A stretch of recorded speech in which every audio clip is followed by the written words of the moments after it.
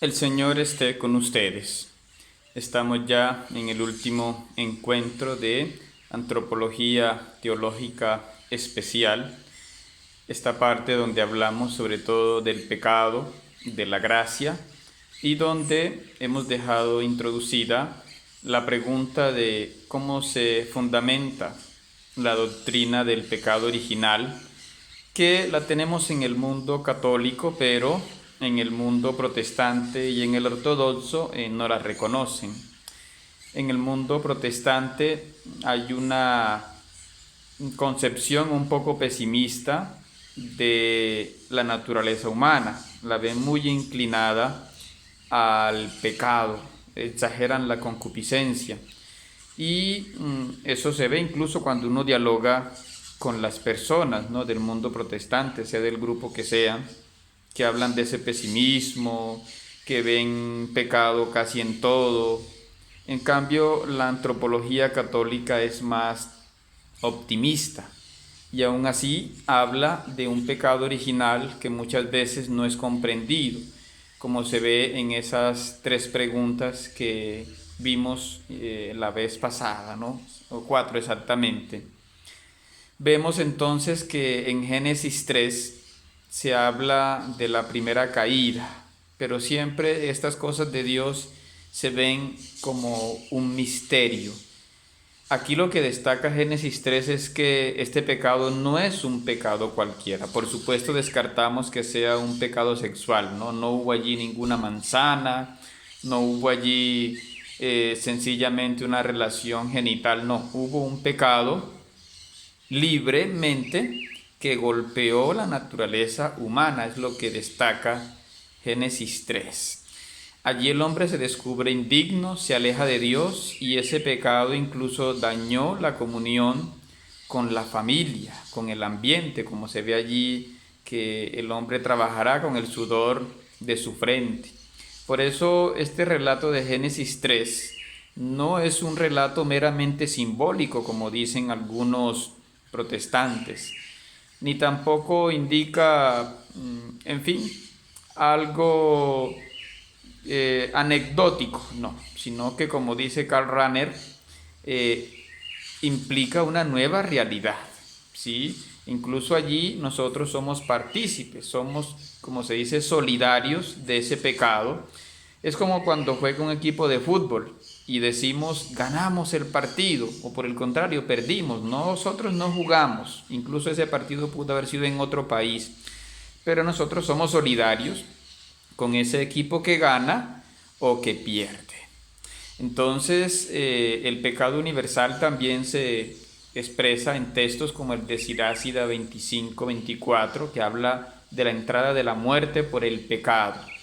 Aquí hay que aclarar una cosa, el pecado original no indica que el hombre fuera inmortal o fuera eterno, ¿no? Porque incluso cuando nos dicen por avances técnicos o lo que sea, que podemos vivir 200 años, uno dice caramba, pero si vamos a vivir 200 años, entonces ¿a qué edad nos van a dejar jubilarnos? ¿A los 140 años o qué? Porque eso de vivir muchos años, pues también nos preocupa si los vamos a vivir pues en una situación indigna o con una salud terrible, ¿no?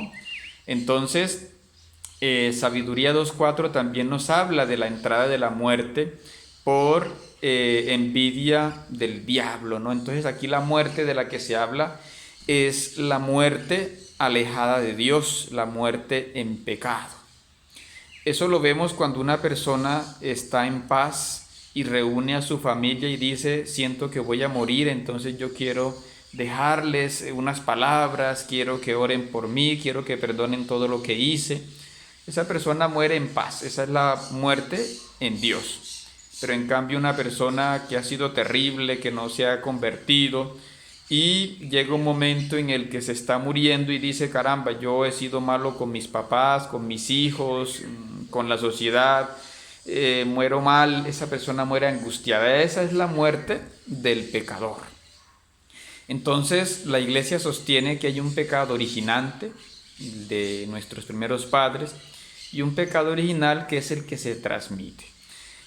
toda persona nace en pecado como quien es portador de una enfermedad, ¿no? Ahora que vemos esto de ser sintomáticos o asintomáticos, pues es eso, ¿no? Somos portadores y a veces no lo sabemos.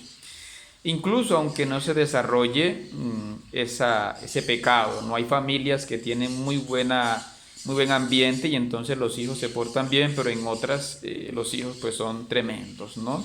Entonces Adán es el ser social, el hombre social por excelencia, como nos recuerda el padre Ruiz de la Peña en su obra El don de Dios. Entonces pasamos ahora al último tema, es el tema de la gracia. Gracia es una palabra que significa lo gratuito, ¿no? Volvemos a tomar las palabras del padre Francisco Castro en su obra Introducción a la Antropología Teológica. Dice que somos redimidos en Cristo, que es la verdadera imagen de Dios y del hombre, y de la resurrección de Cristo es la esperanza de nuestra resurrección. La respuesta afirmativa del hombre al Dios misericordioso, justo, santo, leal, bendito. La gracia de Cristo es la autocomunicación del Dios uno y trino y la participación del hombre en la vida de Jesucristo. Es la vocación de unirnos al Padre, como se dice ya en Romanos 8:29, que Cristo nos redimió, nos llamó, ¿para qué? Para unirnos con Dios Padre, ¿no? Entonces estamos llamados a la vida de gracia, no al pecado.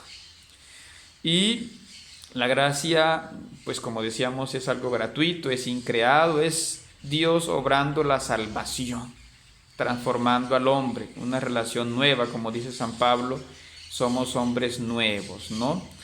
Esta gracia sana el pecado original, como lo vemos ya desde el bautismo, por eso es necesario bautizarse, ¿no? Hay gente que dice, voy a dejar que mi hijo decida cuando tenga 14 o 18 años si se bautiza o no. El bautismo es un regalo y por eso es un sacramento que lo debemos tener desde la infancia, ¿no? Entonces, esa gracia transforma nuestra conducta. Los sacramentos hacen posible la vida cristiana, ¿no? Como dice el Papa Francisco, los alpinistas tienen una canción muy linda que me gusta repetírsela a los jóvenes. En el arte de ascender el triunfo no está en no caer, sino en no permanecer caído. Este es el arte. ¿Y quién es el único que puede agarrar de la mano para que no permanezcas caído? Pues es Dios, ¿no? Es la gracia de Dios la que nos ayuda a levantarnos, a no quedarnos caídos.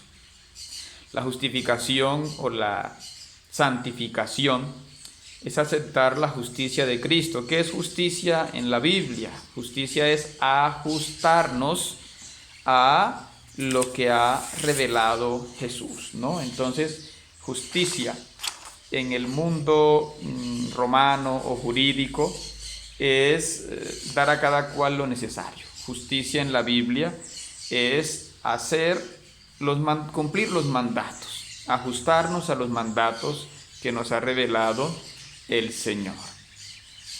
Entonces Cristo se ha entregado por nosotros para responder desde la fe, no desde las obras de la ley judía. Esta diferencia a veces de interpretación con el mundo protestante, ¿no? Que dice, uno se salva por la fe y no por obras, sí, pero está hablando de las obras de la ley, o sea, la circuncisión, el sábado, no, nosotros estamos hablando de las obras de misericordia.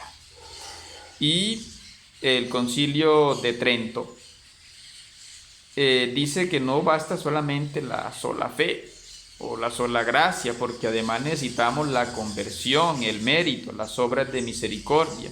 Si yo digo que soy bueno, tengo que ser bueno con alguien, con mi familia, con los necesitados, en fin. Y por último, en esta nueva relación con Cristo en la que somos llamados a ser santos, todos estamos llamados a ser santos, no solamente el sacerdote o la religiosa o la monjita, no, todos estamos llamados y tenemos 4 condiciones, ¿no? Primero, que somos llamados a ser hijos adoptivos, por eso Jesús decía, mi Padre y vuestro Padre, ¿sí? Él es el Hijo único y nosotros somos hijos adoptivos, ¿no? Como segundo, la fraternidad nueva. Somos hermanos como hijos de Dios, invitados a una plenitud personal. Estamos llamados a ser imagen de Cristo dentro de una iglesia, ¿no? Allí es que somos hermanos. Como decía San Cipriano, fuera de la iglesia no hay salvación, significa que nadie se salva solo. Yo rezo solo, yo hago mis cosas solo. No, yo tengo que ayudar también a los demás con obras de misericordia. Se tiene que notar mi cambio, ¿no? Como tercero está la comunión con Cristo o inhabitación, es decir, yo dejo que Cristo habite en mí, ¿sí? Ya lo decía también San Agustín, y todos los santos hablan de que uno se deja llenar de Cristo, ¿sí? Somos personas nuevas, eso es la inhabitación. Entonces, si uno se enferma, tiene que asumir la enfermedad como Cristo. Si uno está feliz, tiene que asumir la alegría como Cristo. Si uno festeja, tiene que festejar como Cristo. Eso también le llaman configuración. O si queremos en el lenguaje del Evangelio de Juan, permanecer. En fin, como decía el Evangelio, ser amigos de Jesús, no haciendo lo que Él nos diga. Y como cuarto, una nueva creación. Somos partícipes de una obra divina, un camino diario a través de la vida espiritual, sacramental, en fin, de las virtudes teologales y por supuesto de la participación de los dones del Espíritu Santo. Muchísimas gracias por acompañarnos en estos videos de formación. Dios les siga bendiciendo. Soy el Padre Yamir González, religioso trinitario. Muchísimas gracias por acompañarnos.